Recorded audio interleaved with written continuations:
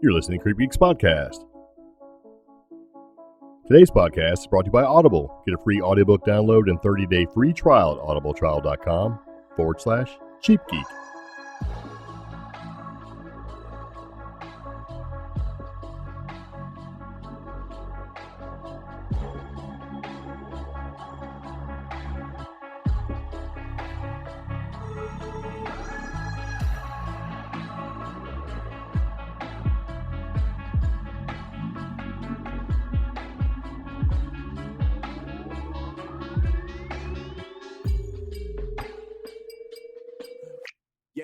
So it begins again. Welcome back to the CreepGeeks Podcast. This is episode number 141.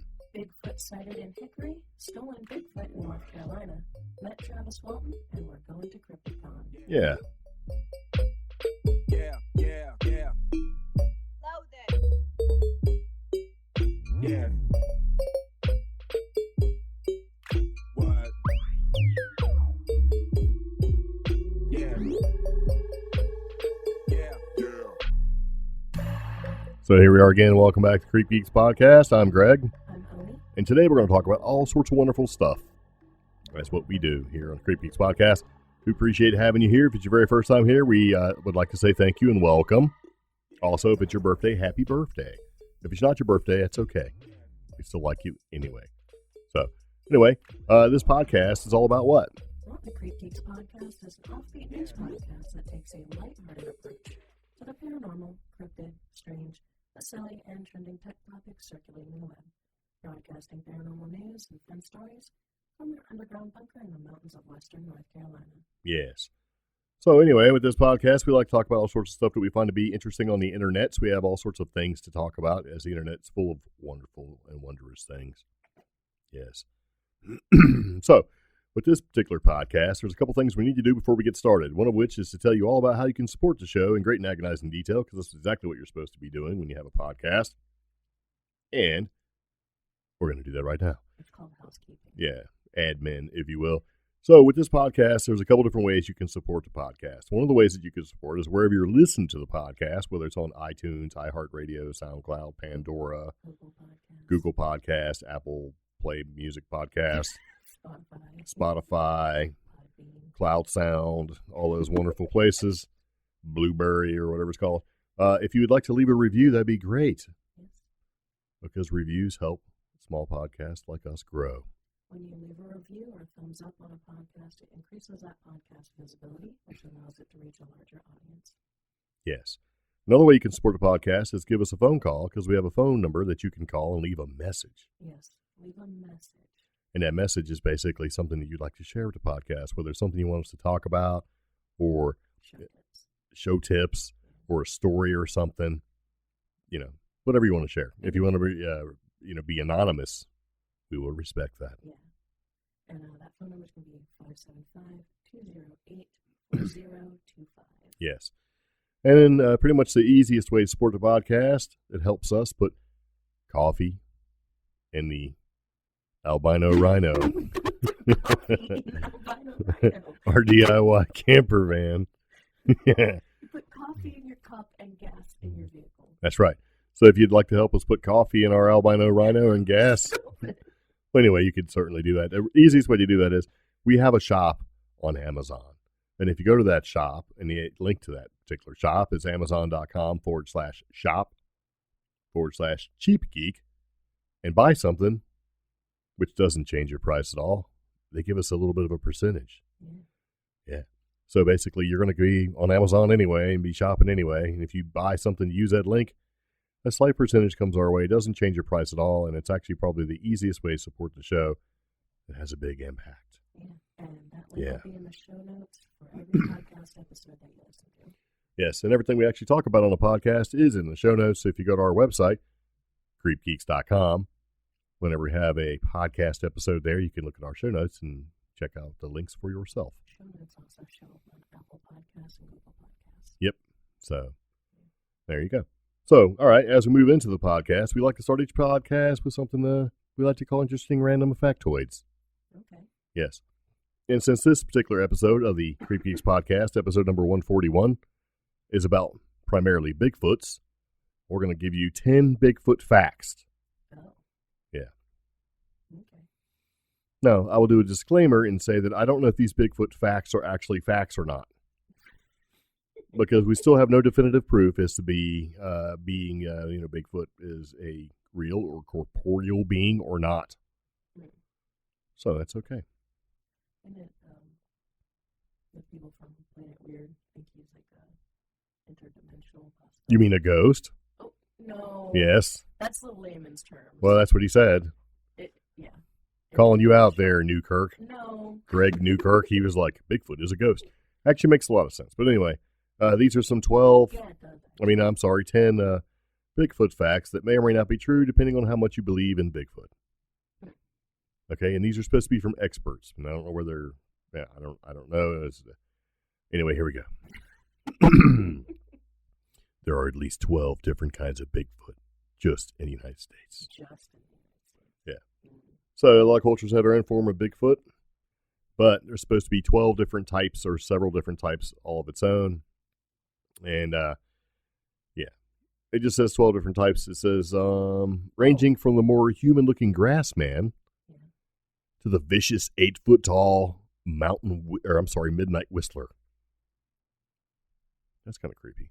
Oh, there's a little clarification there. That's 12 different types of Bigfoot inhabiting the Appalachia. Yeah, Appalachia. Yes. So, I wasn't going to say that, but that's true. So there you go. Grass man. Looks like a kind of a human guy. which I hadn't heard of. Or the vicious 8-foot-tall midnight whistler. Recently. Yeah. And that's when I learned about Grassman and Stoneman, according to the Cherokee. And, I'm sure that they're counting swamp apes in there with the 3 fingers and 3 toes, all that sort of thing. Okay, so factoid number 2, Bigfoot goes back at least 3,000 years. You know that? Yeah. Native Americans have their own reported sightings of Bigfoot that predate modern accounts by millennia.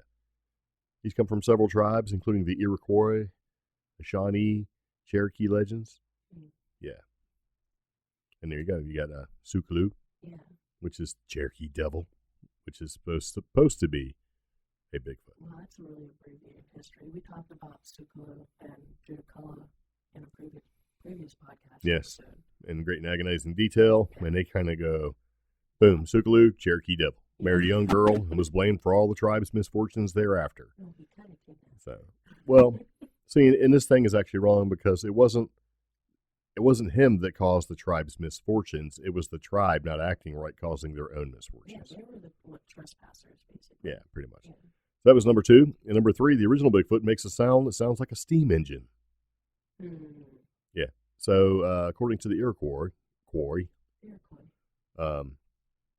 the Midnight Whistler is thought to be the first clan of the Bigfoot to venture beyond the cave systems where they hid from humans. And it's also believed that they used waterways to spread throughout Appalachia and eventually evolved into different Bigfoot clans that we have today. So the nocturnal creature weighs about 400 pounds, has jet black fur, glowing green eyes, and communicates with a booming whistle that allegedly resembles a steam engine. Oh. Interesting. Yeah. The Midnight Whistler. Sounds like a wrestling name. And in this corner, okay, and Bigfoot has psychic powers. That's number 4. So Cherokee legend has it as Sukulu had the power to read people's minds. And present-day witnesses have claimed to lose time after sighting the Bigfoot, similar to the effect reported by those who have claimed to have been abducted by aliens. Hours can pass in a blink of an eye, and the victim is left unable to recall what happened to him. And sometimes, of course, Bigfoot just makes people strip naked and go crazy. Okay, I'm clicking on that. And page not found. Why would you click on that? Don't click on that. It's possible that Bigfoot buried their dead. That makes sense. Yeah. So what they say is one of the reasons why there's the possibility or the lack of bones to put the possibility towards the actual existence of Bigfoot is caused by the fact that they can bury their dead, and they do bury their dead. So there's been several reports of discovery of Bigfoot burial grounds over the years, while most come from less than reputable sources. Interesting. Yeah. So if they know it's a Bigfoot burial ground, then why aren't the bones there? Riddle me that. They don't really say. That conspiracy from late 1800s all the way through the 1930s that giant bones were recovered in the Americas and the Smithsonian destroyed them. Yeah, but I think but those were mounds and stuff that were attributed to giants, not necessarily Old Man of the Woods or the Midnight Whistler. Though, especially caves in Well, the Southwest. So I don't know. yeah. Just we're going to move on because I only have 5 more of these to do. Oh. Here we go. Bigfoot and Chupacabra work together to hunt their prey. Okay. So in Appalachia, Chupacabras are referred to as the West Virginia vampires. Did you know that? Oh. Yeah. No. So anyway, the belief is that Bigfoot may use Chupacabras the same way hunters use bloodhounds, with the Chupacabras catching the prey and Bigfoot swooping in to retrieve the body. In return, Bigfoot acts as muscle for Chupacabras, protecting them from traps when the curious monster hunters get too close. Yeah, I'm not buying that. Yeah, well, as you expect, no evidence currently exists to support this theory. Bigfoots communicate through tree knocks. I think we all were aware of that one. Yeah. So basically, they believe that the creatures communicate with each other and even humans by knocking on wood with their fist, or possibly a club or a stick. This bears similarity to gorillas who've been shown to clap their hands in warning during instances of alarm. So, make like a sonic schmack. Another wrestling move for the Midnight Whistler. You're sold on that, aren't you? Yeah. Bigfoot may be a surviving member of a presumed extinct race of ancient apes. Look at that picture.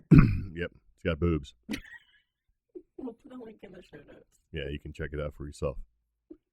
So one suggestion for Bigfoot's existence that that it's a member race of extinct apes, right? Probably the largest who ever lived, who crossed the Bering Land Bridge from Asia into the United States. However, no Gigantopithecus fossils have been found in America. Dun, dun, dun. Okay. Here we go. Bigfoot likes apples. Ooh.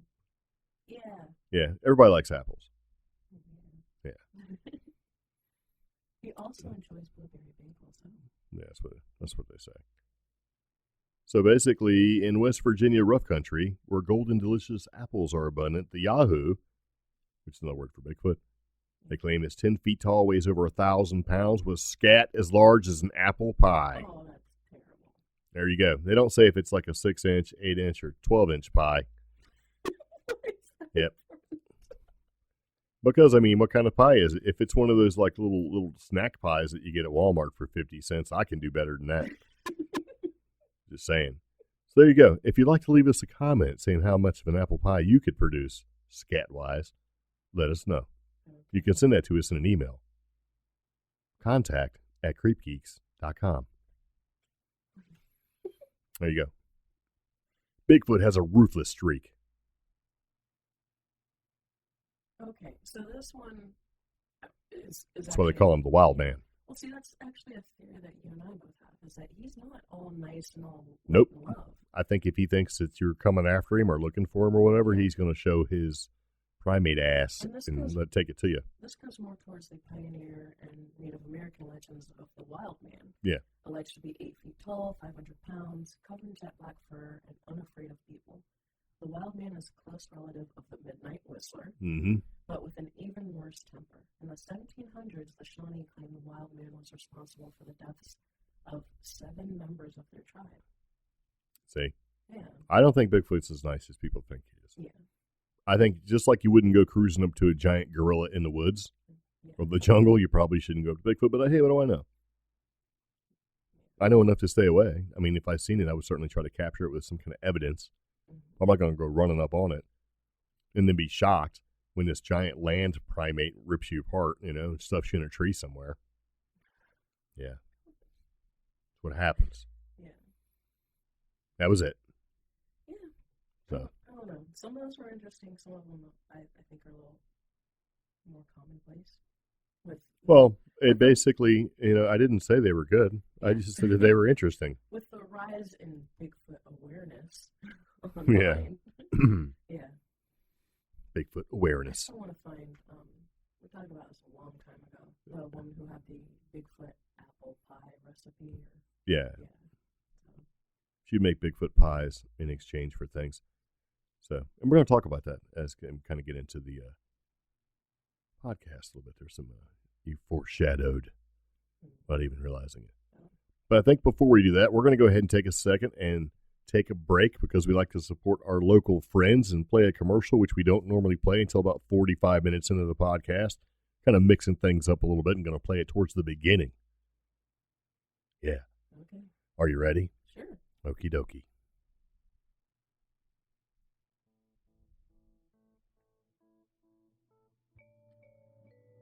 Hi, this is Bobby B. from the Asheville Past Lives Project with the update on our events this month.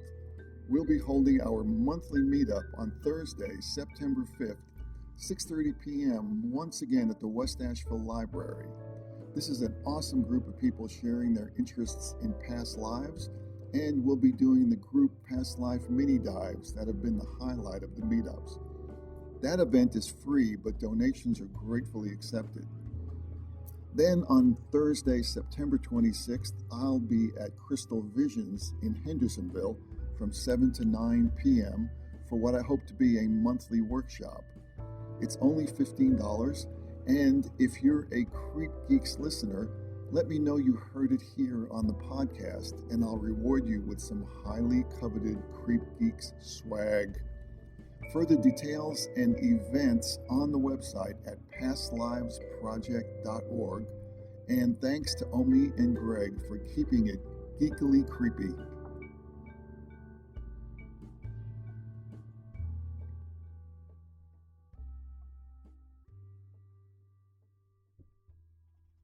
And we're back. Yep. Anyway, there you go. Well, Bobby, so figured to go ahead and put it out there for you. As we move back into the podcast, we're going to talk about some of the latest news, and some of the latest news actually pertains to El Sasquatch, the Midnight Whistler. You're Yeah. on that Yeah, I'm going to write that later on so I don't forget. Okay, so we're going to start off and kind of set the premise like this. I don't have a link for this particular one, but through my research and my vast research into the cryptids, namely concerning Sasquatch, right? Mm-hmm. A couple things I know. Bigfoot likes to steal apples Okay. because that's been reported a couple different times. He also likes to steal chickens Yeah. because it makes sense, right? If you're Bigfoot, going to get you a little chicken. He likes to steal candy bars. We watched a movie. Yep. that featured that. And there's been campers that have had candy bars out there, and so the bear got it, but it's not a bear, right? Sadly, sometimes Bigfoot likes to steal dogs. Yeah. Whether he's eating them or playing with them, don't really know. And this one's my favorite, possibly people.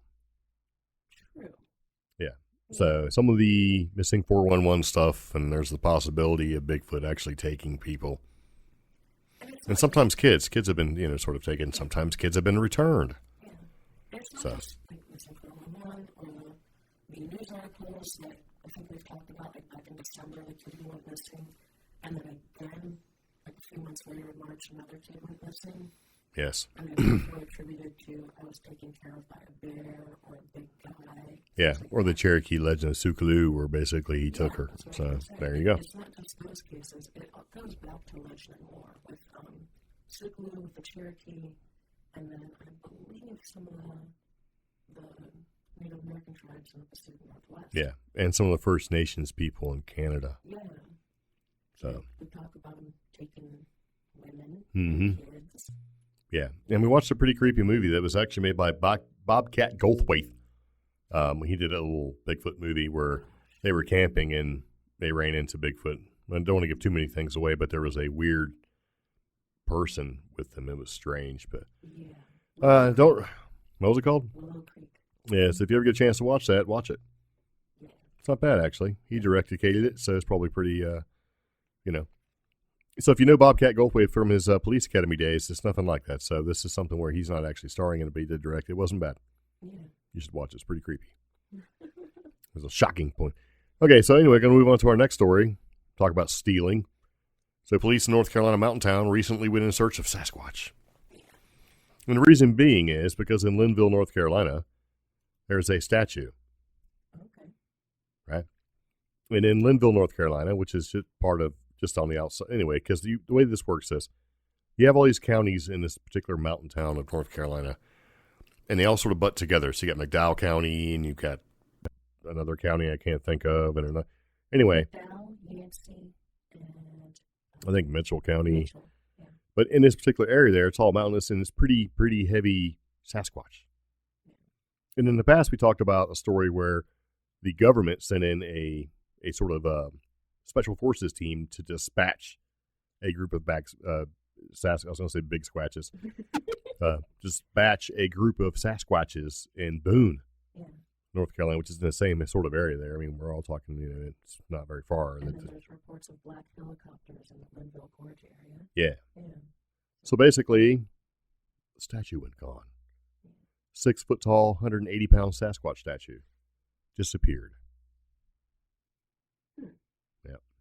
Which I think is weird because didn't I report on our Facebook page back in spring somebody stole a Sasquatch cutout? Yeah. Like a large metal cutout. Yeah. It was in somebody's yard, so that's missing, and now this is missing too. Yeah, and this was missing from the front of Mountaineer Landscaping. Oh. It was stolen by an unknown individual or group of individuals earlier this week. So people would see it, and, people like it. And it was gone. Yeah, and they're looking for it. So you can call the Avery County Sheriff's Office if you've seen it or you know who took it. And I'm not going to give out the phone number because it's 828-733-2071. Basically, if you have any news. So it's kind of funny because this was not the first time a Sasquatch made news in North Carolina. In May, a 51-year-old Georgia man said he saw a creature that appeared to be nearly 8 feet tall standing along a Georgia highway near the Rich Mountain Wilderness. Yeah. Georgia highway. Okay. Yes. I guess it must have been on the border. Yes. Because that's kind of weird because of the way the states all kind of butt up in that area there. Yeah. So this thing's been missing. People like it. It was taken during the daytime. That's pretty Right? It's like, it was still light outside, indicating that a witness who was driving at the time, he braked when he saw what was described as a very dark 7 to 8 foot tall, hairy, two-legged creature. Actually, I'm talking about the Bigfoot that was seen. So the police has been authorized to try to find this thing. Oh. Yeah. And so the Sasquatch sightings in this area go back quite a ways. Yeah. Which is funny, But like in 2017, North Carolina police were prompted to comment on a Sasquatch, right? Yeah. And they had reports of what was believed to be an individual in an ape costume near the town of Greenville in eastern North Carolina. Oh. Yeah. And they said, according to a post that appeared on the Facebook page of the Greenville Police Department, if you see Bigfoot, please do not shoot him/her, as you'll most likely be wounding a fun-loving, well-intentioned person sweating in a gorilla costume. So previously, the Charlotte Observer had reported on, it was an alleged Bigfoot sighting or encounter that happened at 11 p.m. on a Friday in McDowell County, which is funny. So there's an actual number of incidents over the years where law enforcement officers have claimed to see Sasquatches, but whether or not they do, who knows? But there was one that was captured in the, on the Good Morning America show back in the day when they actually talked about a Bigfoot sighting in the 1990s. So the area has a little bit of a history, and it's funny because we're going to talk about some of the history in just a second, but if you want to kind of read about some of the history of the sightings in this particular area, you can do the Bigfoot Field Researchers Organization website and read about them there. Okay. Yeah. It's also dash cam footage. I know, that's what I'm clicking on now, and that's the Bigfoot Crossing Road, Georgia Sheriff's Department. Yep. And I think I've actually seen this. Yeah, it was actually on Animal Planet. On the Finding Bigfoot program on Animal Planet. Yeah. It was there. Oh. So I don't know. It's interesting that we have this history of Bigfoot sightings here, and I want to see more stuff. But I also don't want to see people's stuff getting vandalized. Yeah. I mean, the when they got stolen back in earlier this summer, beginning of summer. Yeah. It was like a super heavy metal, Yeah, it's pretty serious business. Yeah, well designed. And sadly, I'm thinking that some of these things, once they figured out they're made out of metal, are getting stolen and probably sold for scrap Yeah. for the weight of the metal itself. That's so sad. Just like when the crackheads or meth heads like go and break into houses and steal the copper piping in the walls because they can turn in copper for money. Yeah. Which is funny because we know something about this where a possible crackhead / meth head stole the air conditioner off our house. Remember that? Yeah. They came home from a trip, turned on the AC, and it was still hot. We're like, like, that's kind of weird. So I went outside to look for it, kind of see what's going on. And it took me about a minute to realize it wasn't there. I'm like, what? It was gone, man. So I'm like, Which also meant they had to clear like a 9-foot, 7-foot privacy fence. yeah, that's no problem. I think crackheads have extraordinary strength and agility. And they're pretty resilient. I've seen a video where a crackhead fell off an overpass and bounced off a car and got up and come walking over. It was like, hey, man. It's like, what? Seriously, he's like in Florida. He fell off like a 20-foot overpass and bounced on the roof of a car. And just come wandering over. You got any change? And the caption for it was like, crackheads are indestructible. Yeah.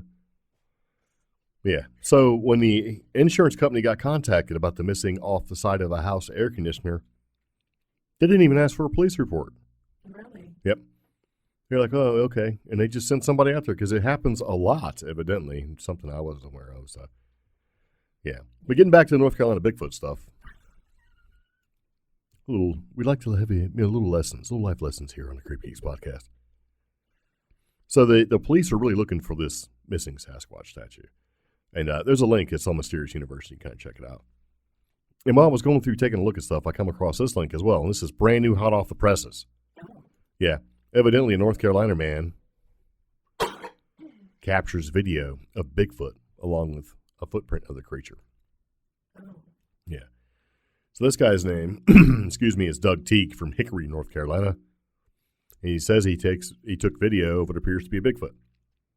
And Teague, who is a member of the investigative crew called Catawba Valley Bigfoot Research, shot the video on August 16th in Maddow County area.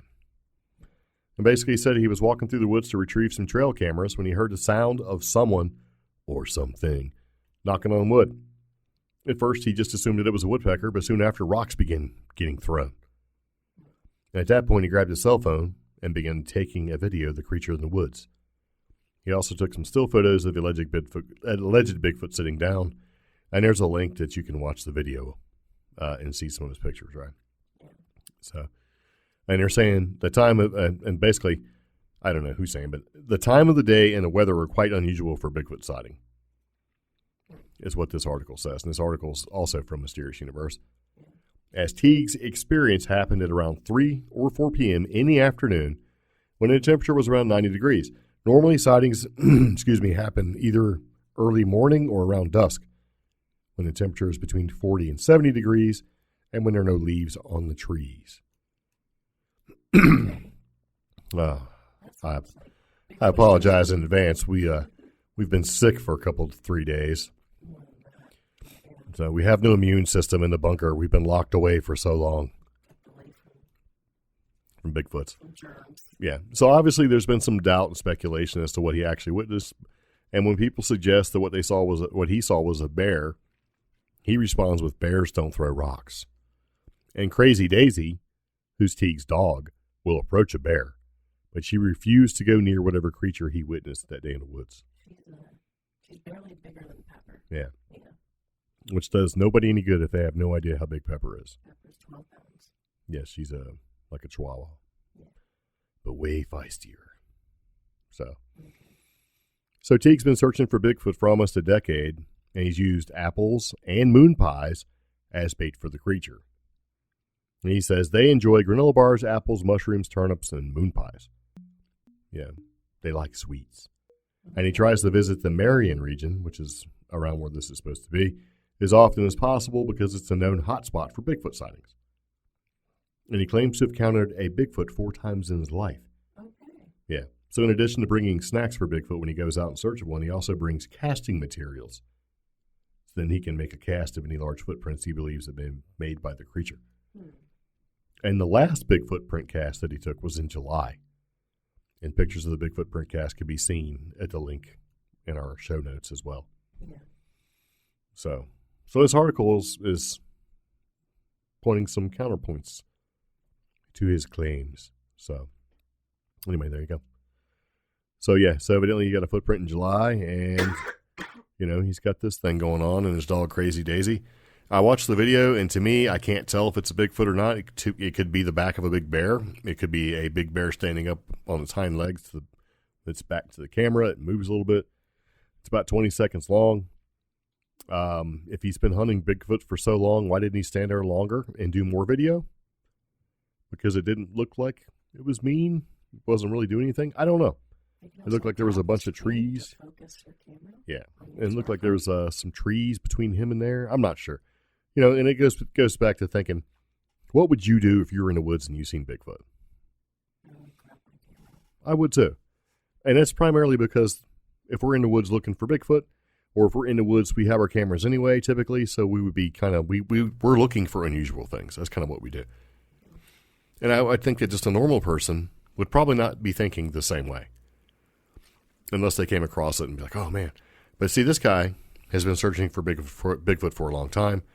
So I don't know if his reaction is what I would expect. I don't really know. So. Is that just because we're wired differently, or like I have friends who aren't simply both come from the tech background, I have friends who aren't from the tech background. Right. And when they go hiking or exploring, they have their phone in their hand or in their back pocket. It's for selfies, granted. Yeah. But at least it's there. Why when some of these encounters happen, do people not have their cameras ready? I don't know. I don't think they're looking for it. I think most people, aren't out to take pictures. I think they're just out to use the phone as a phone. And they may take a picture, they may not. Or they're in an area where they can still get messages. Who knows? I mean, we go out with purpose because, I mean... I hiked up the mountain behind our house with the camera ready because, not because I was going to think I was going to run into Bigfoot, but because if a mountain lion is up there, I wanted proof by my phone should anything happen to me. Well, that's because you're a weirdo. No. Yep, moving on. So... Okay, so we know Bigfoot steals apples, chickens, candy bars, dogs, and people, right? And somebody stole Bigfoot in a small town in North Carolina, Linville, a statue. This guy took pictures and captured video of Bigfoot, thereby stealing his soul. Now let's get to this. Okay, so there's a man who blames Bigfoot for break-ins. He thinks it's a conspiracy. So as I was cruising around unexplainedmysteries.com, I came across this article. That comes from another article. But anyway, a man in New Hampshire, has written a local newspaper and claimed that Bigfoot is responsible for a series of break-ins. Yeah. So the unusual theory comes from a spate of incidents that happened across the Spruce Mountain area involving cars and homes being broken into by bears. Or at least that's the official story. Yeah. So in a letter to Conway Daily Sun, local person, I'm not going to say who he is, Caleb White, maintains that it's actually Bigfoot that's responsible for the break-ins, right? And that the local game and fish department or fish and game department's covering it up. Yeah. Although some may not realize Sasquatch are native to this area, with forests similar to the Pacific Northwest and Northeast creates an excellent habitat for Bigfoot.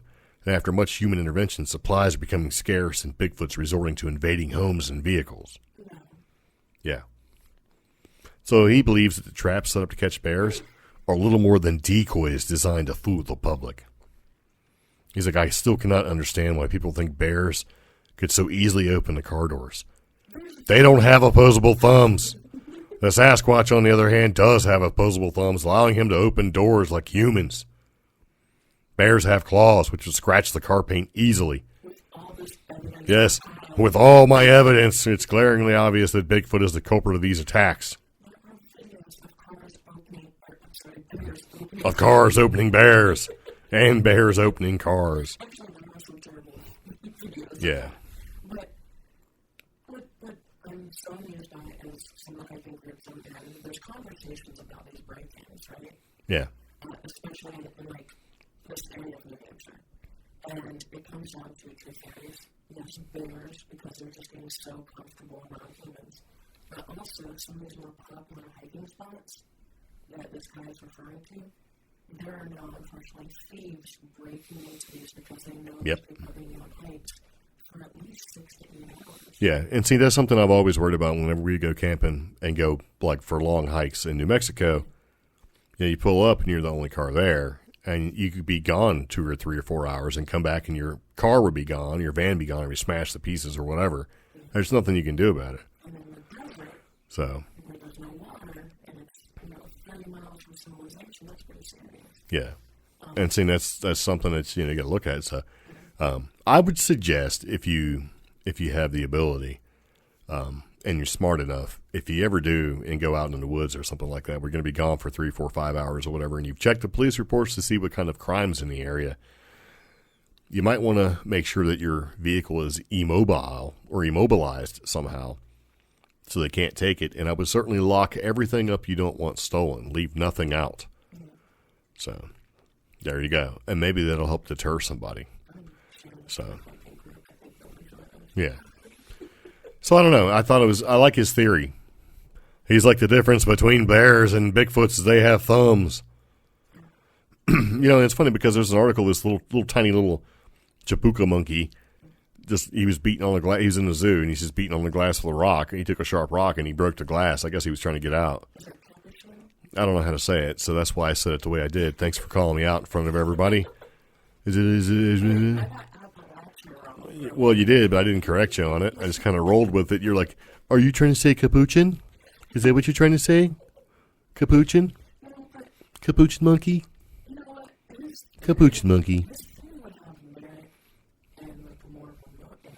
If this thing can crap as big as an apple pie. Then it needs like 10 cars worth of junk food and possibly. Maybe he's just taking the change. Maybe he's going to the... No, man, he's taking the change so he can go to the vending machines. I'm sure there's a golf course around here. There's probably got like vending machines around. So, all their Cliff bars and Luna bars and all that stuff. I mean, hey, if you're a Bigfoot, they probably taste delicious. But then again, they probably have so much honey and stuff in them, it probably throws his diet off all those sweets and makes him crap as big as an apple pie. Yeah. You know what else? Craps as big as an apple pie? A cow. So, and an elk. Or maybe those are pellets. I don't know if an elk craps pellets or not. I'm not sure. Something craps real big in the woods. A bear. So, isn't it like an elk part of the deer family? They like poop little pellets, like little goats. Little little pellets. So, all right. So anyway, man blames Bigfoot. Conspiracy for break-ins. It's the Fish and Game Department. They're covering it all up. They're just throwing these bear traps out just to throw you off the scent. Bigfoot has thumbs. It's not the frickin' bears. I don't know. We watched the bear get into a dumpster. He lifted it up, slid right on in there. He's in there eating Pizza Hut pizza. So, yeah. I mean, their animals are pretty smart. And we got to give them more credit than what we actually give them credit for. I watched a raccoon get into a trash can one time. The little trash cans that have a lid on it, you kind of push it open. This was at a college. You kind of push it open and you throw your litter in there. And I was standing outside talking to somebody after class one night. And I was taking my computer geek classes, which I didn't need to take. But anyway, you got to take them to prove what you know, even though that's what you did in the military, whatever. And this thing just pushed it open, slid on in there. And I'm like, did you see that? And of course the dude didn't see it because he's not as aware of the surroundings like I am, right? Yeah, because you always got to be on the lookout for the midnight whistler. So we go over and get a stick, and I had a flashlight in my backpack because I'm ever prepared. And so I pushed the little thing open, little flap, with the stick, and he shined the flashlight in there, and that fat raccoon was in there eating a freaking McDonald's like quarter pounder. You know what I mean? It wasn't like a Big Mac. It was like a big old quarter pounder just sitting there, back up again the inside, just feet up, eating this big ass quarter pounder. And happy. And he's like, what do we do? And I'm like, we let him finish his quarter pounder. Because what are you going to do? I mean, he's in there, and you're not going to reach in there and get him. We're like, do we tell somebody? It's like, well, if he can get in there, he can obviously get out of there, you know. So we stood around and talked for a while, and we were still talking. Forgot all about the raccoon in the thing. We'd look every once in a while, see if he ran off. This girl goes walking by, right, because class let out. Just threw her coffee away inside this trash can. And I guess the raccoon wasn't expecting it or whatever, or it still had, you know, I don't know if it was a Starbucks is close by, so it's entirely possible that the coffee was like iced coffee or something like that. Well, it didn't like it. And they come whizzing and busting up out of that trash can. And that chick took off running. And so we were like, man, and laughing really hard about the whole thing, right? So, because the raccoon went one way, she went the other, right? But we forgot about it until he come like busting up out of there. But I mean, that quarter pounder was half as big as he was, or she.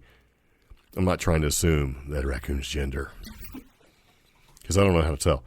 But yeah, so I don't know. You got to give animals credit, man. They're a whole lot smarter, most of them, except for the stupid squirrels we have that hang out in our driveway. They don't know where to run when we're pulling up. It's like just jump away. You could go left, right. You want to run in front of them. So. A raccoon. I mean, I was watching on Facebook how a bear kind of broke into somebody's patio, stole their Chewy.com dog food order, Yes. dragged it off the porch, dragged it to the yard, opened it, and then got the dog food. Yeah. I mean, yeah. I mean, and that bear opened that order better than I can open my Amazon orders. So, Yeah. yeah. That's because he's got little knives on his fingertips. So, yeah. I don't know. Kind of crazy. So I think at this point we're going to take a quick break because we have a couple more of these things to talk about, and we'll be right back. You're listening to the CreepGeeks Podcast. And when we come back, we're going to talk about Bigfoot leaving gifts. A podcast about curses, hexes, and maledictions. Cursed examines some of the most bizarre and mysterious events that have been documented throughout history. Whether it's regarding tales of voodoo, black magic, or simply a series of unfortunate events, I'll be telling you all kinds of strange tales. 3 episodes are readily available on Apple Podcasts, Google Podcasts, Spotify, Anchor, and other popular apps. These episodes cover tales and stories from Manchac Swamp, the alleged curse of Ötzi the Iceman, and a story involving the Australian international soccer team and a scorned witch doctor. You can find out more about the show by visiting curse.com. That's CV like voodoo, RSED.com. You can also follow the show on Twitter, Facebook, and Instagram at Cursed Podcast. Again, that's CV like voodoo, RSED Podcast. Hope to see you around. Thanks for listening. Hey CreepGeeks fans, this is Toby Harford of Afterlife Paranormal. Join us October 5th for Carolina Paracon at the beautiful Saluda Shoals Park in Columbia, South Carolina. We have ghost hunting teams, cryptozoologists, and alien contactees, including Katie Stafford from Travel Channel's Ghosts of Morgan City, Psychic Lucky Belcamino, the Bigfoot Guys, alien contactee Eric Mitchell, demonologist James Anito, the CreepGeeks Podcast, and many more. We'll have 25 plus vendors, lectures on all paranormal topics, a psychic gallery reading, and a paranormal panel. Tickets are on sale now, and if you purchase before September 1st, you will be entered to win a ghost hunting kit and Carolina Paracon t-shirt. Find us on Facebook at Carolina Paracon. We hope to see you there.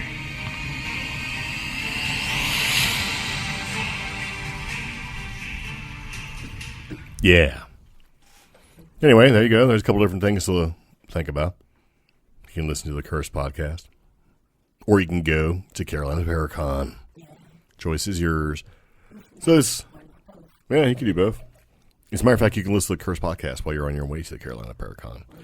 So, yes. I was going to be all like that, but you could.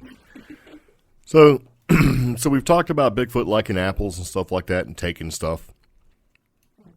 Now, this Bigfoot, this story, leaves gifts.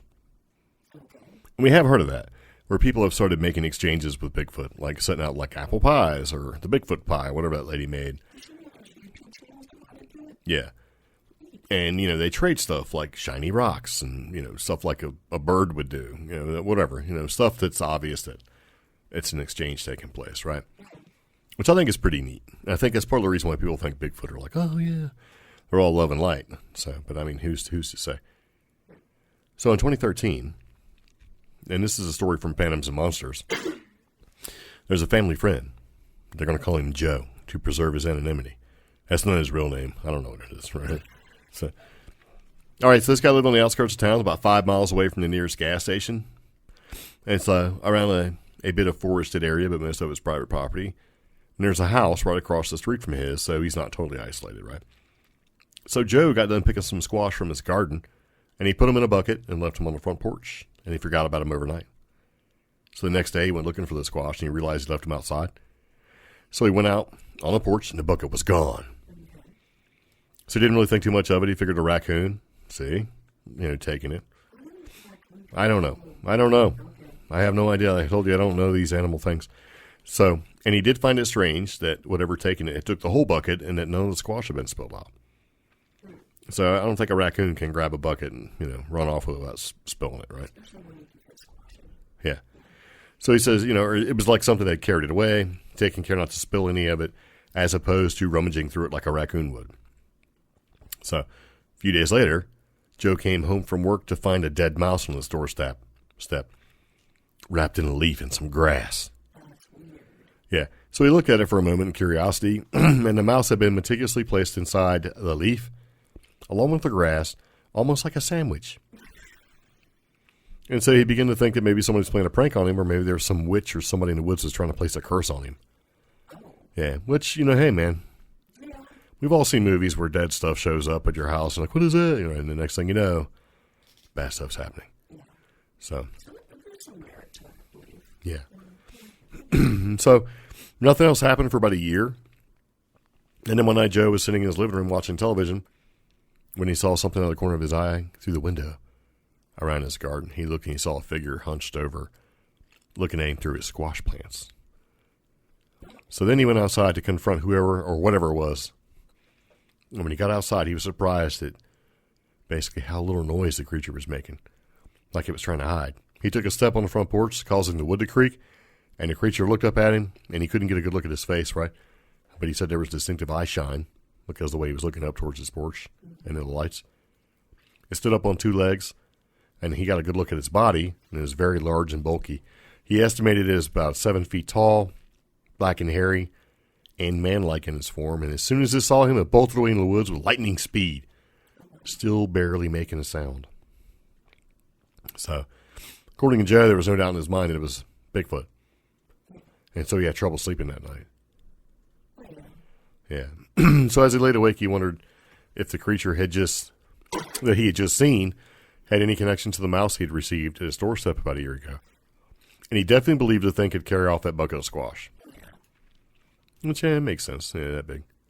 So the next morning, Joe decided to try a little bit of an experiment where he took some turkey and he rolled it up in a leaf and some grass, much like a sandwich, right? Like the mouse had been. And he set it out on his picnic table on the lawn, and he left for work. When he got back that evening, the turkey, the leaves, the grass were gone. And he studied the area around the picnic table, but he wasn't able to find anything. Not even the grass had been disturbed, as far as he could tell. Then when he approached his door, and on the doorstep was another dead mouse, this time decapitated, and instead of leaves or grass, there was a small pile of berries next to it. Yeah, and he hasn't seen the creature again, but he believes that's the one he'd been swapping gifts with. And it continues to this present day, where he got a whole deer antler just 4 months ago, and he'd set up trail cameras trying to see, and basically he never gets any video, never catches anything. Yeah, so he's still trying to see, and basically whoever wrote this article will post again. If, he told, and one of the things that the guy says, that Joe says, he feels like it's always watching him and will intentionally not show up when he puts up the cameras. So, but I don't know if that's intelligent enough to understand when a trail camera or that it takes pictures. Nobody knows. Now, I personally think that these things can probably see in the infrared, so they can see the little red light on the camera, or they can see the camera. They know it's not natural. They know to stay away from it. So, for me, it would be less about seeing. Excuse me. Because we now have 2 trail cameras on our property, and one is an upgrade from the older one that we have. Yes. But that older one, if you put cheap batteries in it, It makes the whine. you can hear it. Yeah. And Pepper, my dog, she can certainly hear it. And that kind of goes towards if Bigfoot can make ultra or infrasound type noises, and he can probably hear at a much higher spectrum than we can too. So, and if, and I'm saying cheap batteries, meaning, with the Dollar General or whatever, the cheapo batteries. But Yeah. also, if you put good batteries in the older one, when they start to drain and they get down to a certain percentage, they'll also run. Yeah. So, I don't know if Bigfoot can really see infrared or if he can hear some of these higher pitched noises that extra electronics make. Possibly. Because I know the deer so far, we've had 3 deer sightings on our property so far, and the deer are completely avoiding the trail camera. Yeah, they know it's there. Yeah, they know. But that makes me mad. So, well, then you get out there and you show them who's boss. I'm hoping to get more than just the deer. But I mean, who cares about the trail camera? I want to know if Bigfoot thinks that little tiny mice are like snacks. You know what I mean? Like it's got like a Luna bar or Cliff bar, like we were talking about. What if this thing just eats mice as like snacks, like little energy? Well,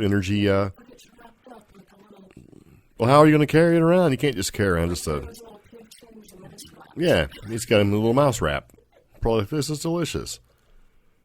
And I guess, probably the hardest thing to eat on a mouse would be the head. So maybe he thought, okay, let me go ahead and take the head off this thing. Makes it easier for this guy to eat.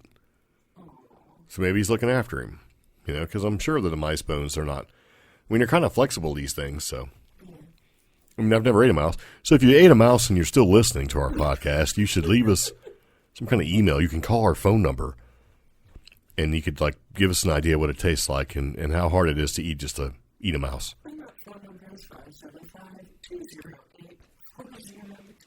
Yeah. That's what I want. Somebody's going to be like, I ate a mouse one time. It was delicious. Tasted like you think a mouse would taste like. Yeah. So he's just leaving little snacks. He's like, here you go. Take this pocket mouse. It's good for you. It's like a candy bar. Very nice. So there you go. Those are the stories that we have so far. But what we did do is we went to the Cherokee Comic-Con. Yeah. And we came back from that, and we've been taking the time to sit around being sick for a couple days because we were sick, because we have no immune system, evidently. We come out of the bunker and get attacked by all these microorganisms and stuff like that. So, so it is what it is. Yeah. So at the Paracon, while I was holding it down, you got to go meet somebody. Why don't you tell us all about that in great and agonizing detail? Yeah, Comic-Con. What did I say? I said Comic-Con. So, yeah, I said Paracon. I got to take a tour of all the different booths, all the different presenters, and some speakers. The first person I got to listen to was Purpose from Yesterday, and I got to listen to some of his talk. I will say, while he was talking, there were a couple of martial arts demonstrations, so we got a little distracted here and there. Yeah. And then after that, we listened to someone who talked about Bigfoot who played tricks on our property. And there's different encounters with Bigfoot, ranging from filming to a little bit mischievous and knocking over a house and stuff like that. And then what I really looked forward to was meeting Travis Walton and listening to his talk, where he spoke about his experience and he gave a lot of details that if you watch the movie, which, kind of an 80s movies came, that was one of the first UFO movies I really invested in, oh wow, this is serious. And he told details that we didn't really get in the movie, just how serious the authorities were convinced that his buddies basically killed him. Yeah. And just how serious his buddies were affected because they thought he was dead. Yeah. He talked about when he called somebody to pick him up, they didn't believe it was him.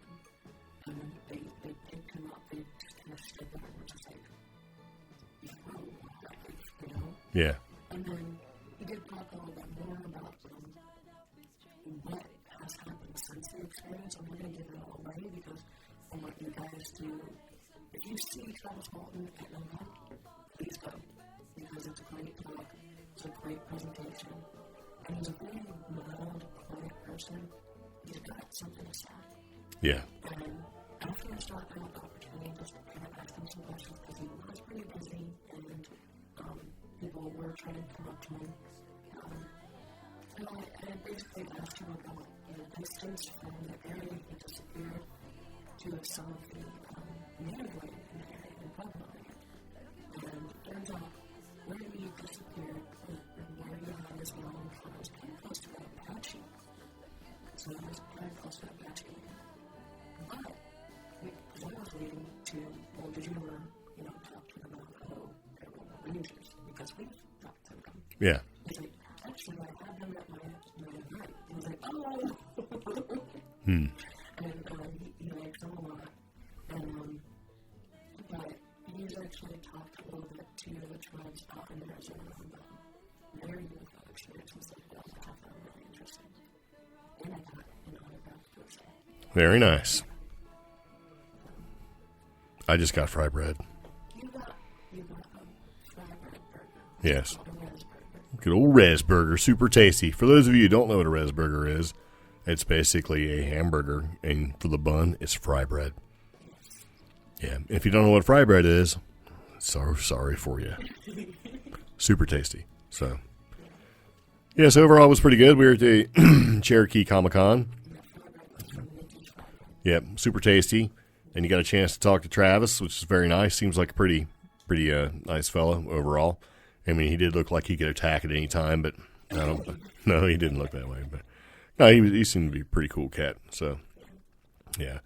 Because I did the thing where I just randomly wave to the people walking by that do presentations and stuff like that. And they wave back, and they don't know who I am. And I just walk off, and they have to think about that for a second, And I did, and he waved back. So I thought that was pretty funny. Yeah. And I went back to doing what I was doing. So I was kind of like, huh? I did that to the mayor and the governor of New Mexico one time when they were at my work. It was great. I waved to them. They waved back and tried to figure out who it was. So, yeah, pretty much. I got caught coming around the corner, and there she was. I was like, hey, how's it going? So, yeah. It was good times. So, anyway, I'm glad you got to meet Travis. And she's right. If you do get a chance to go listen to him talk, go listen to him talk.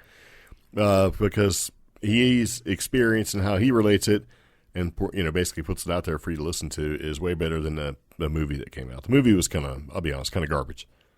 So, he didn't make the movie. It was a movie about, what happened to him, and it was in the 90s. It wasn't very good, so. But there is a documentary on Netflix and Amazon where you can watch. It's, I think, a little bit better. It has more, I think, of his story, of him talking about what happened than anything else. So, it was pretty good. So, speaking of upcoming events, we do have a bunch of events that we have to talk about because we're going to go to them. So we're going to go to Cryptid Con in Kentucky, where there's a bunch of people there all of a sudden. Yeah, so at Cryptid Con, and there's still tickets available if you want to go. If you're actually in Kentucky, excuse me, September 7th through 8th, I guess, then you can see Bobo, James Fay. These are from Finding Bigfoot, right? Cliff Barackman, who you've talked to before. Jael. Oh, David Paulides is going to be there. Yep, Seth Breedlove's going to be there. Charlie Raymond's going to be there. I'm not sure. Oh, Jeff Meldrum's going to be there. Yeah, and there's basically a bunch. And I think on Facebook, they've just released their schedule of who's speaking when. And for us, it looks like we need to be there both days. So, yeah. But anyway, it's going to be fun. Because we got our VIP tickets where we're supposed to get like a t-shirt and a lanyard. Ooh. Yeah, makes it special, right? But no, it should be pretty good. So if you're there, they still have tickets available. You should go. We have a couple other events that we're going to be doing coming up after that. Marion Bigfoot Festival, September 14th, we'll be there. Outer Realms Festival, September 21st, will be there. Carolina Paracon. We did an interview, our last podcast episode, with Toby and Tony from Carolina Paracon, Afterlife Paranormal guys. And you can listen to that if you want to go back in our archives, right? Back in the vault, if you will. So we're going to go to Carolina Paracon on October 5th. There's also the Creature Legends and Lore conference that's going to be happening in Gatlinburg, Tennessee. That's October 12th. We went to the last one, and it wasn't called Creatures Legends and Lore, but we went to the last event that they put on. This one's going to be huge, and a bunch of people are going to be there. There's still tickets. This was a place where the line wrapped around the building. They've got the whole thing. It's going to be ginormous. So, yeah, totally worth going. Really nice facility. I can totally see this particular event be getting bigger or larger than Cryptid Con for sure. So, yes. They're all organized and stuff, and seats were comfortable, and it was nice. It was really good. So I don't expect anything less from them. Georgia Bigfoot's going to happen. There's a Georgia Bigfoot Festival. The first one happened earlier this year in April. This one is the second one, and it's going to be on October 18th. If you want to go to that, it's a good time. We went to that one. We'll be there for that. And also there's the Tennessee Bigfoot Festival, October 23rd. So pretty much, October 25th through whatever you said. Yes. So we're going to be at all of those. The only one that we're attending as like guests, like visitors, is Paracon. So we're kind of Cryptid Con. I say I'm looking right at Paracon. That's why I'm saying it. So, because they have a lot of guests, a lot of new guests have showed up for Paracon. It's going to be pretty cool. So anyway, the only one we're going to as like, I was going to say tourists, as attendees, is the Cryptid Con. The rest will be there. You'll see we have a little table set up, so you should come by and talk to us. So if you mention the podcast, we'll say thank you. Maybe give you some swag. Okay. It's funny because a lot of times we get, you guys are a podcast? We go, yeah. What's a podcast? I'm like, are you serious? You just messing with me? One guy was like, no, yeah, I'm just messing with you.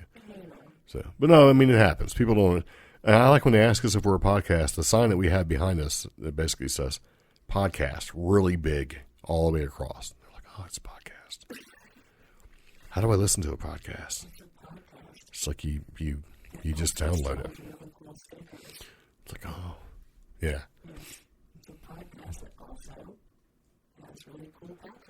Yeah, you should come see us because everything that we sell at these things, if we have anything at all to sell, goes to put more coffee in the Albino Rhino. So yeah, it'd be fun. So anyway, that's about all I got. We've been going for a long time. We've been talking for about 45 hours now. It seems like it sometimes. If you'd like links to any events we're showing about that, those will be in the show notes for this podcast episode. Also, be sure to hit us up on Facebook. We're real easy to find us. CreepGeeks Podcast is the official Facebook page. The CreepGeeks Facebook group is a great interactive group with 2 excellent moderators. Yes.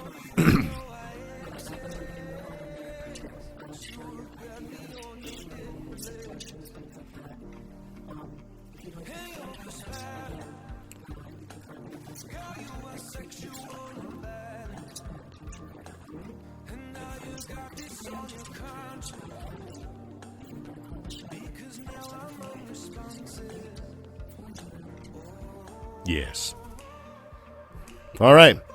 So you've been listening to the CreepGeeks Podcast. This is episode number 141.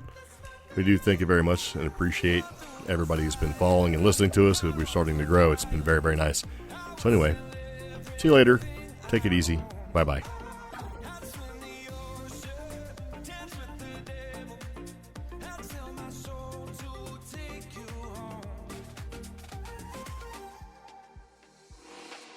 Can feel the floor underneath our feet. 5 shots through my chest as you watch me bleed.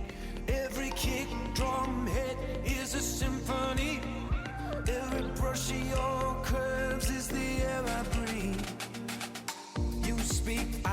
listening. Sweat rolls, girl, you're glistening.